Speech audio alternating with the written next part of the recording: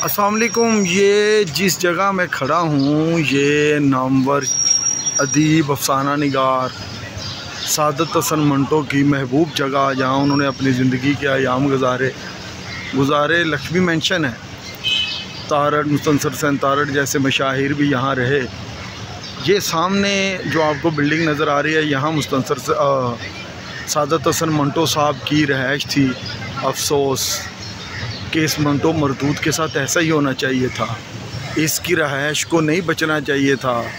इसके नकूश मिटाने चाहिए, क्योंकि उसको सच बोलने की इतनी सज़ा तो मिले कि वो मुआशरे के नासूर से और मुआशरे की गलाजत से चादर जो उठा के देखता था और सच बोलता था। मंटो, अब तुम सुकून में हो, तेरी यादगार भी मिटा दी गई, क्योंकि इस कौम को प्लाज़ों की, दुकानों की, कारोबार की ज़रूरत है, किसी सच बोलने वाले के नक्श की ज़रूरत नहीं। मंटो को लक्ष्मी मेंशन से उसकी रहायशगाह को हरफ गलत की तरह मिटा दिया गया।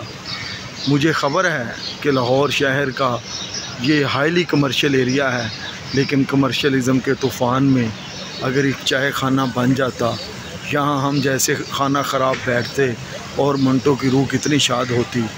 खुदारा अहलियान लाहौर, जो यादगार चीज़ें बच रही हैं उनको बचा लो, वरना मंटो का शहर, नासिर काज़मी का शहर, फैज़ का शहर, अमन नदीम कासमी का शहर, पतरस बुखारी का शहर और ए हमीद का शहर, MD तसीर का शहर, डॉक्टर तबस्सुम कश्मीरी का शहर और हज़रत अल्लामा इकबाल का शहर, राम के बेटे लाहू का शहर, ये इसकी तहज़ीब दम तोड़ जाएगी, इसकी चीज़ें ख़त्म हो जाएंगी। जिस तरह इस प्लाज़े ने लक्ष्मी मेंशन के उस घर को ख़त्म किया, यहाँ मंटो रहायश पज़ीर था।